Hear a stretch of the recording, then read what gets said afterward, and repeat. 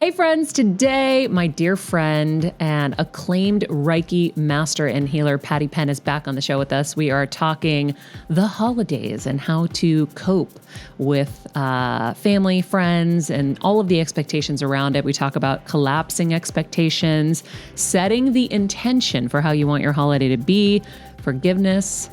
Anything else, Patti? Just what are you going to give them this holiday? What are you going to give them? Are you going to give them a song? Are you going to give them some laughter? Are you going to give them, just your enjoyment of just being around them? Wow. Didn't even think of what we should be giving on Thanksgiving. Love it. Don't forget to hit subscribe. Hello, everybody. Welcome to Better Together. When you know better, you get better. That's what we do here every single day, and we're so excited to be doing it with you on this November 16th. We have a really amazing guest. Our longtime friend, Patti Penn, the Reiki Master and healer, is here today. And we're going to be talking all about collapsing expectations, unconditional love, setting the intention. I love this. Setting the intention for your holiday visit or your holiday experience, forgiveness, and what you're going to give on Thanksgiving. Not gifts, but what are you going to give energy-wise? This is one of my favorite conversations with Patti, I think. We level up every time.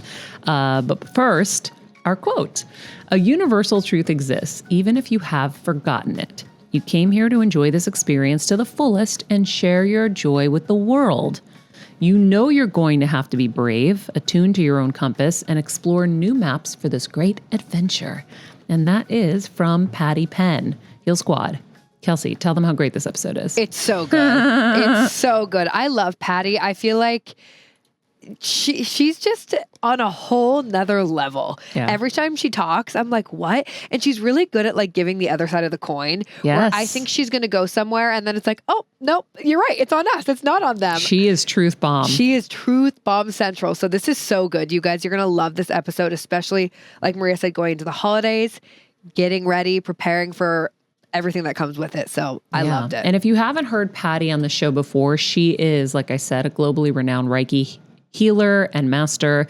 She was featured in the documentary Heal that we always suggest everybody sees, amongst many other renowned healers. She is the founder of Pause and Joy. And she's just always amazing. So without further ado, let's get into our convo with Patti Penn. Patti. Yes. You know, I always love our conversations. We had one recently when we went to lunch that I was like, oh my God, we have to talk about this at some point. And I just had Kelsey pull up those moments and those notes I was sending her when we were having lunch. And I think we'll get to that because I think that some of it does tie into what we're going to talk about today. So friends, we're talking about the holidays and how to survive and thrive the holidays with family and friends and kind of whatever situation you're kind of going through, because we all have this white picket fence, idyllic Instagram vision of what Thanksgiving is going to be like, or eventually Christmas as well. But let's stick to Thanksgiving because that's next week. And we're like, oh my God, it's going to be amazing. I can't wait to go. And we get on our planes and we fly home and then we step on a rake. And not everybody, but some people, right? Because I think sometimes when you just set things up so high, it's almost like, you can't really meet that. And so I feel like there's also a lot, going on in the world right now as well. And there's a lot of intense energy. So I want to make sure that we give everybody as much guidance as they go into this holiday season as we can, on how to deal with those highs and lows, the highs of expectations, the lows of what you meet. You get home and maybe you have had a lot of success this year and nobody wants to talk about it. Ooh, because that happens too, where they just totally ignore everything and just want to talk about the turkey and the stuffing. You're like, wait, like really cool shit happened. Don't you want to know? Well, yeah, but then that's going to make your sister feel really bad about losing her job and being laid off. Yeah. So then how do you live authentically in you and your happiness and be able to be happy for yourself, but then not have to diminish yourself because someone else is going through a tougher time? Well, I think it kind of comes back to not everybody has to celebrate your wins around the turkey. Not everybody has to be your cheerleader, and you have to be attached to mom and dad or cousins all celebrating your wins. You can do that with your friends when you go out and have a celebrating dinner or, a brunch or something. But I think that's what you were saying earlier. We set ourselves up for, my sister's just being laid off, or my brother's going through this, and they're not going to want to talk about my wins. Yeah. And it sounds so kind of facetious. It sounds a little, is it about just the gathering of everybody, or is it about just me going in? Yeah. Because I can celebrate my wins. What if you have like life news, like you're engaged or you're pregnant or you have something like that, and now you're kind of nervous to bring that into a space where people are, grieving the loss of a job or something, or maybe worse, who knows? Exactly. And that's the singularity. I don't think you can make a sweeping rule of everybody has to kind of tell all their news around the Thanksgiving. I think we have to take a kind of emotional temperature when we arrive and read the room. Yeah. And also know that, do I want to share this great news with everybody and it just kind of land flat? Yeah. And then feel, oh, wow. Or I can be unattached about it and just say my good news and not expect everybody to get out the whistles. Exactly. Yeah. Like, oh my God, that's amazing. Because that's just not the way families operate. There's always jealousy. There's always envy. I have people that always come to me for sessions before they leave. I'm sure. That's what we're doing with you now. You are the session, Patti. Help us before we go. They're going in with some charged stuff. And the minute I know that I'm going to go into a situation with some charged stuff, I'm really going in there with a bomb. So you're the problem. Yeah. Whoa, Patti with the truth bombs. Rather than being, what is it that I need to collapse? What is it I need to let go of? What is it? Because a lot of people say, oh, you need to let that go. But there is a process of letting something go. And sometimes we're like a dog with a bone that we don't want to let it go. And we have to look at that, especially now where people are really kind of moving into the present, like never before. We've had books for years, Alan Watts, Ram Dass, Eckhart Tolle, all these people that have told us about the power of now. And now people are really understanding what the power of now really is about. And it's not just mine now, it's everybody at the tables now. Yeah. So give us an example of perhaps a client who's come to you before they've gone and how you identified that they were the ones bringing the bomb. I'm so curious what that looks like. That can be like someone who feels, they're part of the LGBTQ community and they're going to, back home and it's not accepted. And they just feel this tension that it's going to come up, or questions are going to be asked. Do they have a partner? Are they seeing someone? And some people are okay with it. Some people aren't okay with it. And I've worked with people who have said, this is who I am. And I have to accept that they don't agree and don't like it. And that's what I need to collapse. And it makes me sad, Patti. It makes me sad that my own family don't really accept a part of me, or they don't accept my partner, or I'm coming to Thanksgiving without my partner. So they have had to collapse this expectation that it's a conditional love rather than an unconditional love. Which happens a lot, I feel like, right? Yeah, I'm taking the LGBT as an example because I have a lot of people here in Los Angeles who have to go home and they love their family, but they also have to live with that bittersweetness of being home, but also this thing that is not to be brought up. Yeah. And that can be in lots of different genres. Just like you were saying, it's the same as anything, like a celebration, or you're having a baby, but your sister-in-law's just lost a baby. Yeah. So there's all these things to navigate and negotiate. But it's about me being able to go in there and feel like I don't need to diminish myself. But this is a sad case of affairs that I have to come to terms with.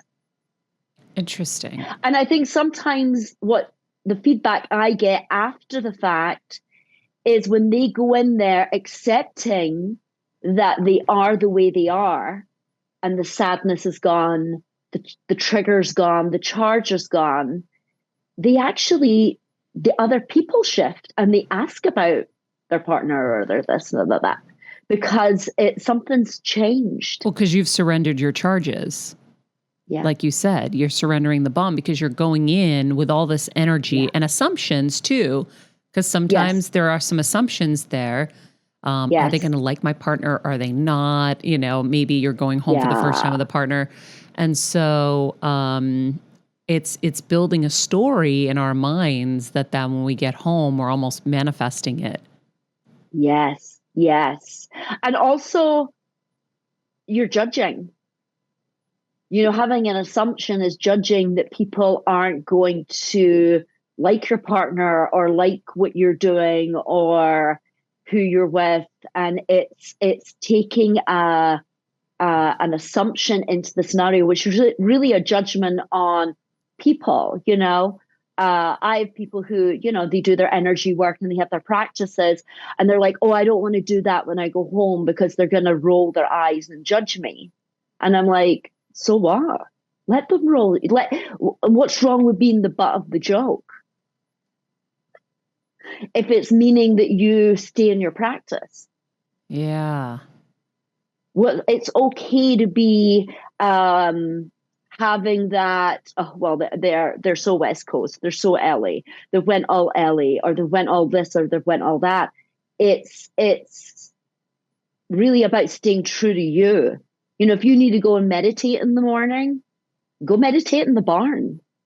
If you're on a farm, right? Go meditate in your room, or go for a walk and find a place to meditate, or do some reconnaissance before you even go home. Is there someone doing like a meetup group of meditation?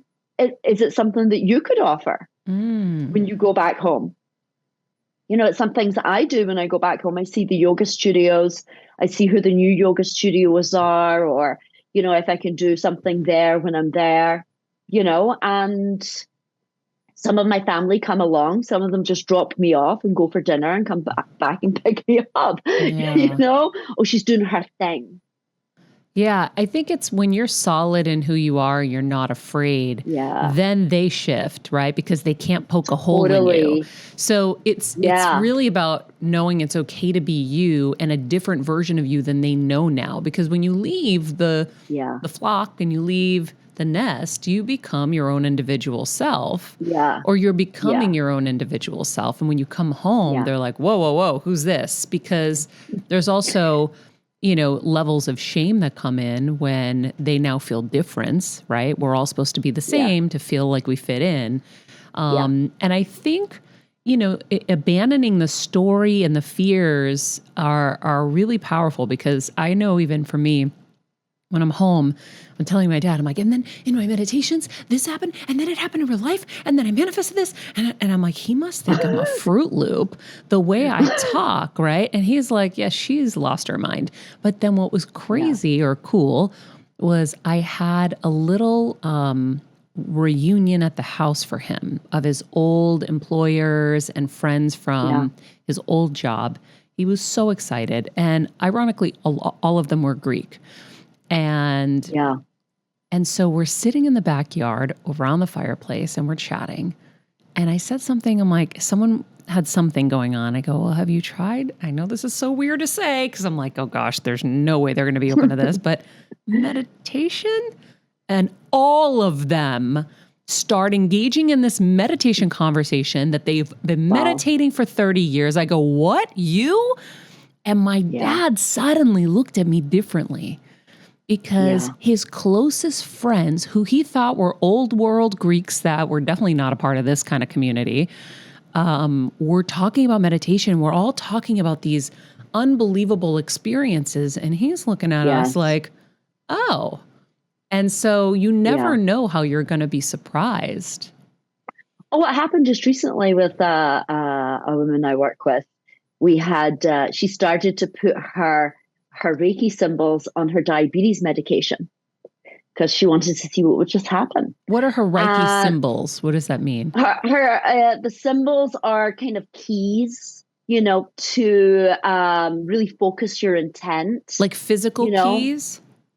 No, like they're like an alphabet. They're symbols. It's kind of like a Japanese kanji that means something. Kind of like if you get the peace symbol. Okay.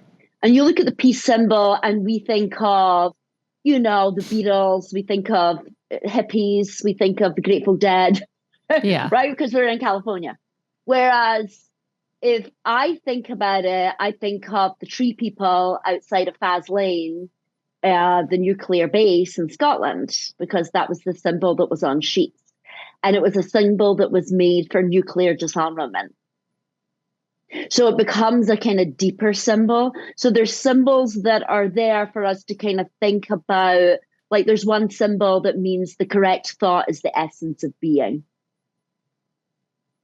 which that's its translation. Got it. But its use in Reiki is like the Buddha in me reaches out in the Buddha in you. It's that namaste. It's that I see you. So when we use those symbols, like we're, say, sending it to say Thanksgiving, we are seeing people, not the version of my auntie, the story that I have about her. I'm actually seeing Jane. I'm seeing the person. So she had put this symbol on, and her mother, and she's Indian, and her mother, who is I think in her 80s, said she said, she picked up her diabetes medication, which she had stopped taking because she didn't need it, and she said, why are these symbols? And she knew exactly what they were on your bottle. She was like, how do you know what that is? She says, well, I studied it when your dad took a stroke. She says, and that's what I was doing all that time years ago through his stroke and to myself. She went, I learned it when I was at the temple. And it just blew her mind because she'd been secretly studying with me. And then her mother was secretly doing it to her father through this period. And no one's talking about it. Wow. Wait, did the Reiki symbols help her heal her diabetes? Well, what it does is it makes you focus the energy into why the underlying issues of why she has diabetes. So it starts to change energetically, maybe what you're eating, what you're, because diabetes is many different things. I've worked with people with diabetes that their blood boiling, when they're upset about, or things happen at work and, their numbers spike. So there's different elements that, it will look at emotionally or physically that will then, you won't really need them. Interesting. So letting go of expectations and collapsing expectations, what is that process really like if you're working with somebody? If I'm working with someone, it depends if there's like a trauma there with that person. They should have been. They could have done. Mm-hmm. And the reality is they didn't. And they didn't show up for you, or they didn't be the mother that you wanted them to be, or the father, or the whatever. And you have to reconcile that, and I would usually do tapping with that about the anger and the resentment. But if someone doesn't have that anger and resentment, but they still have this kind of deep sadness of feeling disappointed and let down, it's really, because everyone's different, everybody moves, it's like levels of grief. You have to, some people are still in the anger phase of you weren't there, you left me.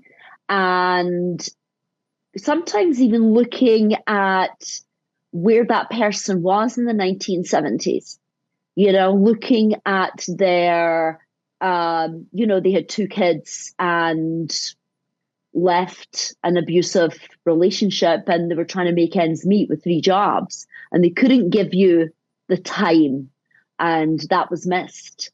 And still holding on to that. There's certain things you can do in the unpacking process where you maybe look at them like a human, like you said, rather like than a human. Yeah. And that's sometimes looking at, if you're 35 and you're single, but then you look at your mother and father and they were 35 and they had 3 kids and they had a mortgage and the kids were at school and they were holding down jobs and also, or they'd started a business. So you have to kind of look at the environment and the times that they were in. If you're, some people, there was a great photograph just recently, and it was a man, he was at center court and he was there and he must have rushed from work to get to the basketball game for his son. And he was still in his mining gear, and he was still covered in coal. And he was sitting, with his son, the coal miner, and it really touched one of the men. I don't know if it was the coach or the manager, and because his father was a coal miner, and he knew what that long shift to then show up for your family, and he said, I want to VIP you at the next game. So those little things of the efforts, people did try. Some people didn't try. Some people had, right now we have books that we can order on Amazon. Mm-hmm. Before, there was no books. Those kind of books you couldn't really get online. You had to go to a metaphysical place to get the powder now. Those kind of books. You had to venture into the Bodhi tree, remember, in Los Angeles, to get those kind of answers. Now you can look online and you can search energy work, you can search spirituality, you can search all these things. You can watch Better Together. You can watch Better Together, which, everybody resonates with their own resource. Yeah. Right? And their own voice and their own inroad in. But sometimes people get very overwhelmed with all of the information. But I would just say to people to just start with one book or one, a podcast that they can listen to on the plane, going out there, doing a little bit of breath work, setting an intention that, maybe this is going to be Thanksgiving that's going to be really healing for the family. Or I'm going to learn something about my family that I hadn't really anticipated. Or I'm going to see them in a way that hasn't shown up before. I really like that, setting the intention rather than the expectation. Yeah. That's a great social post, girls. Then it's also opening up to awareness, right? You're making your awareness expand into where you're unaware, right? Everybody's so quick to be what they're aware of. And we can talk about what we're aware of all the time, but we don't sometimes want to acknowledge, and especially when you have a practice, we always have to look at our blind spots. They usually call it shadow work. Mm-hmm. I don't really like to call it shadow work. I think it sounds creepy and scary. I like to kind of just call it your blind spot. Because we all have them. I like blind spot better. Yeah, it's just a little bit... It kind of takes the bite out of it as well. If we all believe that we have blind spots and we're all willing to acknowledge our blind spots and not play this game of busted. Yeah. Caught you out. There's a big game of busted and caught you out happening, which I think we're all guilty of. And I think it's something we all have to work at. It's like someone had said to me the other day, they were with their friend who is going through a hard time, and they went to the cinema and they kind of snuck off and they got a vodka because she knows her friend is going through a lot right now. And, but she's like, when is it time for me to say something about her drinking? I says, don't you think she knows? Why would she sneak off? Yeah. Of course she knows. And some people are medicating right now. That's the expansion of awareness and compassion, that some people are, having to kind of take some stuff to get through, take a gummy to get through Thanksgiving. They're taking whatever to get through. So sometimes you're actually with people who aren't even in their body. Yeah. That's a really great point. I have to remember that whenever I have an encounter with someone out, whether it's a celebrity or somebody, and they're not nice, let's say, they're aloof, they make you feel like, not great. And I always have to remind myself, I don't know what state they're in any way, whether it's their pills, they're on medication. Medicated, exactly. They're insecure, whatever it is. I've had to really train myself to say, yes, I don't know what state they're in, and I have to just leave that there. Because instead of taking everything so personally and then trying to figure out what's wrong with me, which is what we do a lot, and I used to do a lot. Now I'm just like, you know what? That's their issue. It's not mine. And I'm just going to keep on going on my merry way. But I think what you were talking about with the busted thing, it's really fascinating because everyone is in a glass house. None of us are perfect. And you talk about blind spots. We all have them. And one of my favorite episodes I had with Deepak Chopra, when he talked about polarity, and he really explained to us that you can be both things. You can be mean and nice. You can be greedy and you can be generous. I understood myself so much better, right? Yeah. When I understood the laws of polarity. And that really does, I think, seep into blind spots, because everyone's so quick to take everybody else down. But when the guns turn on them, it's like you also are guilty of crimes. And I'm not talking about like real crimes, but some kind of the same crimes and wouldn't you say that the triggers that you feel are usually your blind spots that you don't want exposed, but you're exposing them so you don't get exposed? Yes, but it's also it's sometimes from childhood, especially around family, it's being the keeping score that you are. I caught out my sister there in that lie. She's always been a liar. Well, it reinforces the story you want to believe too, because then that story makes you the victim, not the, Yeah. And sometimes, just not taking your scorecard with you on the holidays. Yeah. Maybe leave that at home. Well, that sounds like a much more peaceful holiday. Yeah. Yeah, but sometimes people don't want a peaceful holiday. Some people go in armored up, ready for battle.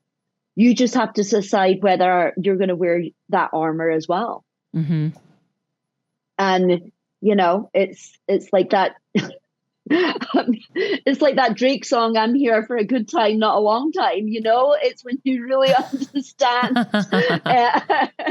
Wait, I like that. That's another great post. "I'm here for a good time, not a long time." That's great. Right? It's and I think coming out of COVID, that's where the dial has shifted. People who have been in a global pandemic, and we're starting to realize our finite time here, and how do I want to spend it? Do I want to spend it wagging my finger silently to everybody in the room?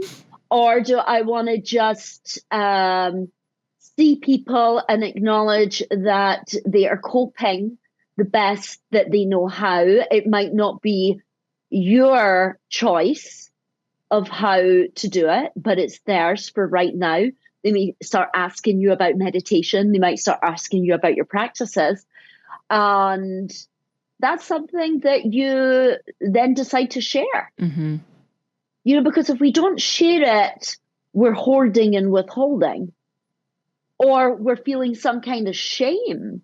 I find it really interesting how sometimes some of my students will go home and they will not mention it because of judgments and etc. And I'm like, wow, that's you allowing people to shame your own practice by not mentioning it. Yeah, you're right. I mean, you could offer them, you know, some Reiki. You could offer them some tapping. You could offer them. Their refusal is allowed. Them saying no, I'll pass, or yeah, maybe later. And it's out. You know, you've offered it. If they want it, they can try it. If they don't, you know, I had one guy who always went home to Canada for the holidays, and his sister was dating this guy, and he had just studied up to his master's with me, and he mentioned it at the dinner table, and his father rolled his eyes. And this man's in his 40s, and he's like, not right now. We don't want to talk about, you know, because there's a new person in the family, and the new person was like, "Oh my God, you do Reiki?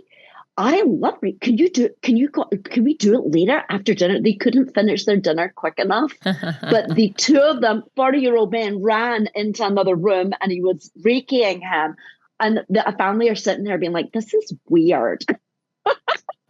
Because they had found, you know, something in common. And he was like, "This is my sister's favorite boyfriend," you know? So there's these things that are fun when you just own what your practice is, but also not weaponize it as well, right? When people weaponize having a practice that other people don't have a practice, just like you realized all those friends of your father already had a meditation practice. Right, because that's also a walk that you have to acknowledge, that sometimes that spiritual superiority can come wafting in the room. So what does that mean, weaponizing your practice? Explain that. Well, when people are talking about, you know, their stresses and what they're going through, and you're like, "Well, do you meditate?" And it's said in that way of like, "Do you meditate?"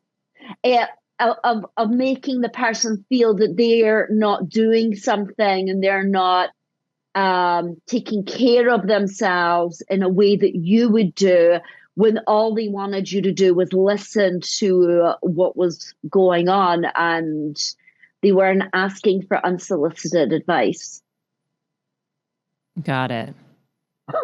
Yeah, I always am like, "Have you ever tried meditation?" I'm always like so trepidatious when I go in. I'm always like, you know, but what's helped me is this, and you know.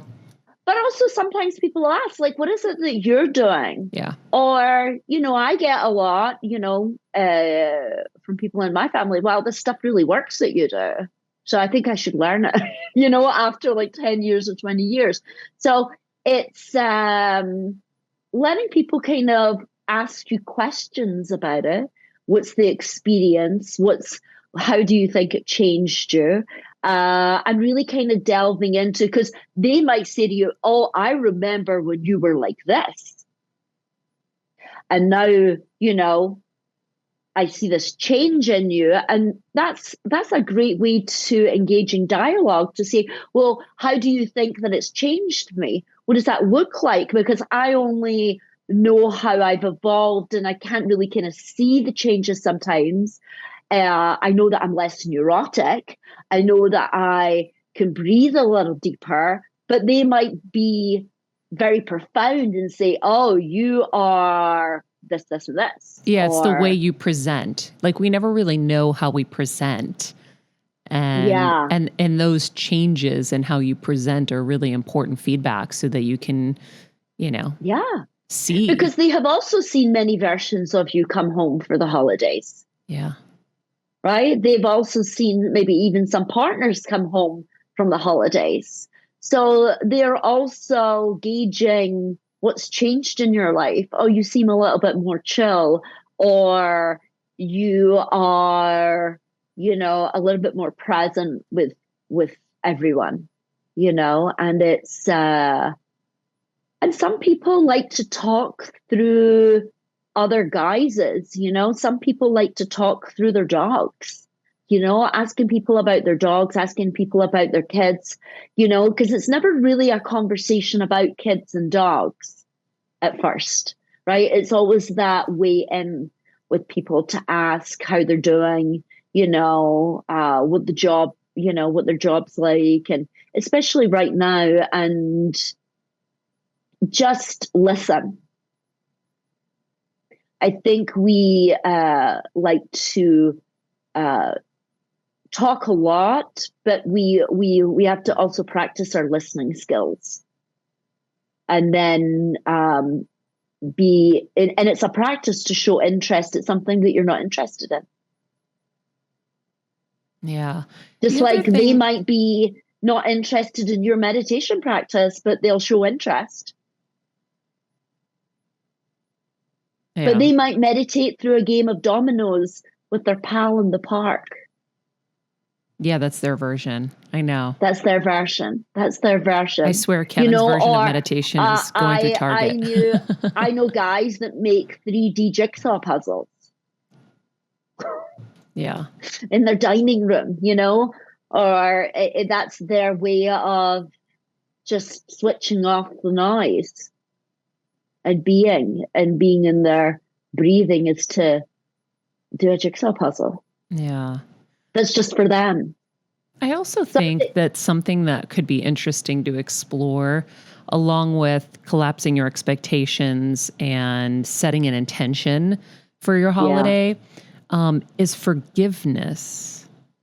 Because I know earlier this year when I was at the Dr. Joe Dispenza meditation, it came to me very quickly that I needed to forgive my brother. And it was the craziest moment because I had this moment, I was going to go into my first healing, and I said, I don't think I can be healed unless I forgive. So, all right, here goes. And I texted him, and I didn't look at the date, and I looked, and I go, oh my gosh, it's his birthday. How ironic. So I sent him a happy birthday instead of, hello or whatever. And it started a completely new journey where he has been very different. And it has allowed a lot of peace in my life because I don't have to go home with all this anxiety and stress and these huge cement walls around me to protect myself. And they do say forgiveness is really for you. And I can say from experience, it really is. Now, I've forgiven him many times, but this time feels a lot different. But I feel like if you have things you're carrying and you want to start anew and you want to have a better experience when you are home, because inevitably you're going to bump into this person, inevitably they're going to be there, it might be something to consider to forgive them. Maybe not even have to say the words. Like I didn't say the words. I just said happy birthday and something was released. And also as I started meditating, I was shifting, which then shifted him. And I also have come to terms with, I can't have any expectations of him. So it goes back to where we started today, where you said, he could have, he should have, all of those things I've released. And also I released the now. Well, he could help with setting the table, or he should be the one that runs the errand at Thanksgiving when I'm cooking, or I'm releasing all of that because I know he's not capable of meeting my expectations. And I don't want to have any drama or anything. So I just have released all of them and it's made such a better experience. Yeah, because he's not that guy. You're that person. Yeah. And not everyone's supposed to be you. Yeah. I think when we stop trying to make, it's like some people are warm and fuzzy and they're dogs, and some people are cats. Mm-hmm. And stop trying to make it into a dog. Stop trying to make that person into a different kind of personality. Accepting who they are, like the lie on the lazy boy or the lounger, all day, and that's who they are. Or they sleep until 12 and then they roll out and sit at the table.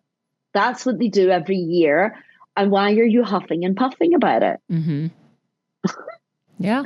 And I think forgiveness is also forgiving yourself that you are wanting to be a different brother than he actually is.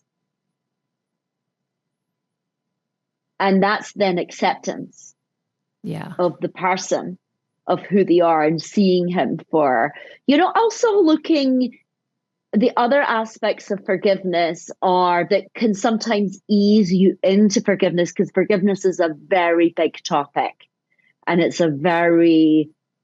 sometimes, as you said, you've forgiven them before, but this time felt different, right? So there's different degrees of forgiveness to really kind of get into real, true forgiveness.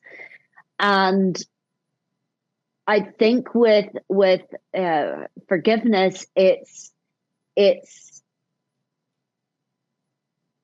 he can be who he is, but he also did things to me that made me leave and made me the person that I am, that made me the fighter that I am. If he wasn't such a brute, I maybe wouldn't have been the great fighter that I was. Mm-hmm. I wouldn't have had the determination if he hadn't been the way he was.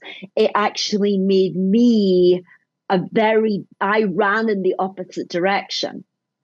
Or I knew that I had to get out, or I knew that I needed some other people in my life that I wasn't going to get from my family.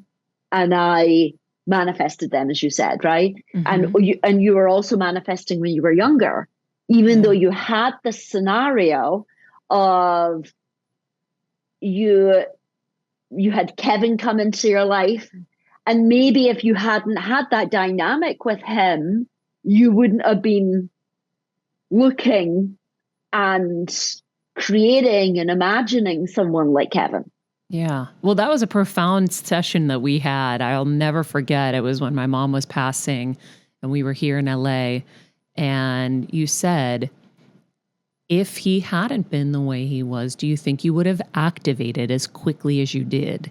Yeah. And I activated very young, and I was very focused on what I wanted, where I was going. And that activation led me to be the youngest person on Entertainment Tonight and hosting my own show on MTV at 22 and doing all the things that I did. And so that was a pivotal moment because I was able to recognize, oh, okay. And that was the start of, not the start of, but I had already started implementing the life is happening for you, not to you. So if you can take the bad stuff and make it lemonade, if you can see that some of these things were set in your path so you could become who you are, whatever that is. Yes. That they are the catalyst of your activation, or you choosing to go into a certain field of study. Maybe you go into psychology because you want to understand the dynamic of your family's dysfunction, or you go into meditation because you've came from chaos. Mm-hmm. So there's certain things that eases you into forgiveness because you have seen it's not sometimes just the things that happen to us. Of course, there's the things that happen to us, but it's what you do with the things that happen to you. And then what you do again with the things the opportunities that come from that, and then the other opportunities, and then even people who along the way have thrown stones and arrows and diminished you and been jealous of you. and how that has also made you grow. Mm-hmm. I think Kelsey had asked me yesterday about, she had mentioned about, taking this energy in to protect yourself. What can we do to protect ourselves? And I think sometimes there's a double-edged sword with protection. And because when we go in to protect ourselves from these characters, we are actually sometimes giving them more power than they have, or they had when you were younger. Well, I need to protect myself. And then I become kind of neurotic about it. And then I become anxious about it. What are they going to do? What are they going to do? And sometimes the protection is your own, setting your own intention, being connected to yourself in whatever the way that is. Maybe it's you doing your breath work in the morning. Maybe it's you getting up and doing your meditation. Maybe it's going for a walk. Maybe it's like if you have dogs, saying to the family, I'm going to take the dogs out, walking with each of them individually. So there's many different things that you can do, and we're talking to all the different scenarios that are coming up, because everybody has different experiences and different family dynamics. Now, if someone is abusive, or you're walking into a situation where there has been history of abuse, how do I protect myself? By being really connected to myself and leaving the room if something starts with someone, or, excusing yourself, or making the decision to say, no, not today. We're not doing this. We're here for everybody. Yeah. Or even getting the person at the beginning and saying, let's play nice. Let's be nice. I like that. Let's have a nice time. Well, we're going to have a much nicer Thanksgiving now, thanks to you, Patti. Unfortunately, we have to go, but that was a really, really full episode of incredible advice. If you guys want to know more about Patti, you can go to her website, pauseandjoy.com. It'll be in the summary of this episode. And she also offers incredible classes and so much more there that you should check out. I love your newsletters, by the way. So you guys get, you can sign up and get her newsletter where she's telling you where the world is at. Patti, we love you. Thank you so much. Love you all. Have a fantastic, we're all making an intention right now. It's going to be an amazing Thanksgiving. It might not be amazing for the rest of the others, but it'll be amazing for you. Yes. I love that. I appreciate that. So let everybody have their own experience. All right, friends, that's it for today. Thank you for being with us. Don't forget to leave a review below. Just click on the Apple Podcast link and let us know how we're doing and how you're feeling. And don't forget to share the show with friends. Everyone needs to hear so much of the advice that we get from these incredible guests. In the meantime, be nice people, make good choices, and be present. This podcast and all related content published or distributed by or on behalf of Maria Menounos or mariamenounos.com is for informational purposes only and may include information that is general in nature and that is not specific to you. Any information or opinions expressed or contained herein are not intended to serve as or replace medical advice, nor to diagnose, prescribe, or treat any disease, condition, illness, or injury, and you should consult the healthcare professional of your choice regarding all matters concerning your health, including before beginning any exercise, weight loss, or healthcare program. If you have or suspect you may have a healthcare emergency, please contact a qualified healthcare professional for treatment. Any information or opinions provided by a guest expert or host featured within website or on company's podcast are their own, not those of Maria Menounos or the company. Accordingly, Maria Menounos and the company cannot be responsible for any results or consequences or actions you may take based on information or opinions.